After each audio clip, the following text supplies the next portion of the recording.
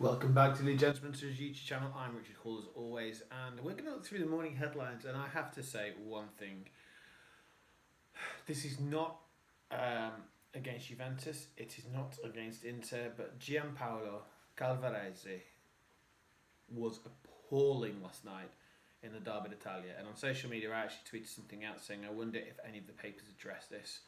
So let's just have a look. Italian football and refereeing is synonymous. It goes together. There's a love hatred. Well, there's just a hatred really of referees, but there's a real point on officiating, which I think when you watch it, you can sometimes understand. Italian football is trying its hardest to bring itself to be one of the best leagues in the world, and the officiating is part of that. We continually look at referees, and again, I say this, and I honestly mean this. It is not about a Juventus thing. This is not an anti, because my allegiances are obvious, but it is not about that. It's about for both sides. It was appalling refereeing.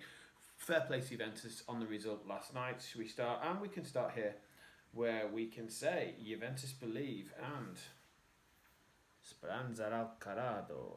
So well done to Juventus. They that, by the way, hope stems from Corrado. The Colombians braced Desanti game, dominated by refereeing errors. Ding. With 3 penalties and 2 red cards. Ding. Again, that's ridiculous. It's just, the whole game was terrible.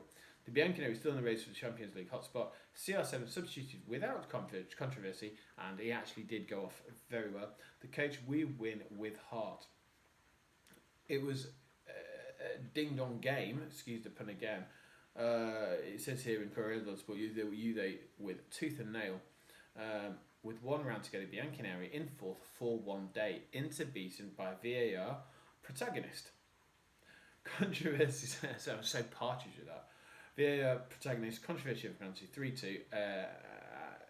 It's pretty much the same in Tutto Sport as well, where you can see here, it's all about Quadrado again, and it says, what guts?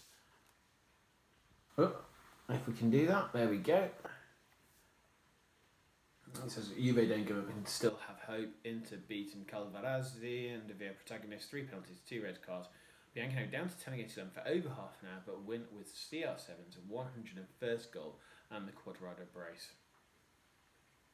So, that needs to be, for me, Calvarese needs to be looked at in some way, and whether it's disciplinary measures, I don't know, but it was bad, and anyone who watches that, when you look at, use it from a Juve perspective, from the Bentancur, what was that about?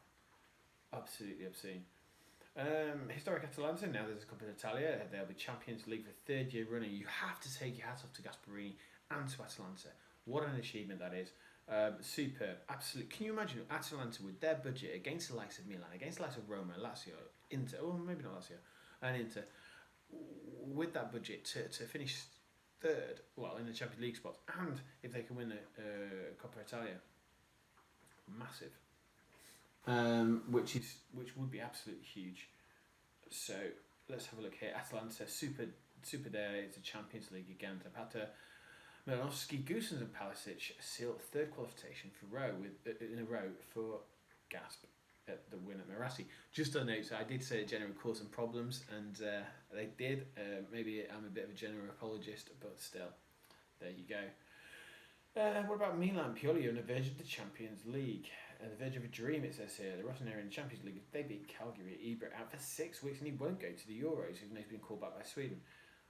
It's certainly something to look out for with Milan. And we have to touch on what is a was a massive game yesterday. The Rome derby, the Derby of the Capitale. Roma fight back. Goodbye to Lazio's hopes of the Champions League. The Giallorossi did dominate. Fonseca leads with his head held high at the Olimpico. It was Mkhitaryan and Pedro who both decided the derby. It's the Europa League for Inzaghi. So that's followed up. Obviously, the Corriere dello Sport certainly going to talk about that. It says Fonseca gives Mu the derby because Mourinho was there to watch apparently. Roma win 2-0, Mkhitaryan, as we said, and Pedro on target. And Lazio never in the game, and Acerbi sent off. Giallorossi coach, thank you to the fans. Wow, okay. It's excuse me. Fiorentina Napoli, it says here, polish their gems. It says the lunchtime game. It's all talking about Osimhen and Vlahovic, of course. That's going to be fun to watch as well. So, Tito Sport. I'm looking forward to this one. So, what an embarrassment. Spezia triumphed and got safe. Stay safe.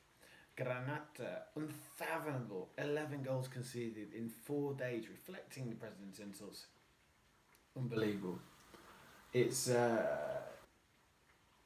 the criticism Torino are under at the moment. Rancardo, to where he should sell the club, is phenomenal. Torino are absolutely capitulating, and it's awful. It says here again, KO'd in Corriere dello Sport, Gazzetta again. It's embarrassment. Torino are under real pressure now. Really real pressure. If they stay up, how do they go forward? That's going to be the interesting one. What do they do with Belotti? How can they? And for such a grand old club, they need to sort it out. So, anyway, that's Morning Headlines from me for now. Please give it a like, give it a share. Please pop over to Gentleman Ultra's website as well. We've got some quite interesting stuff coming out this week. I'll talk about that in a couple of days' time. Ciao.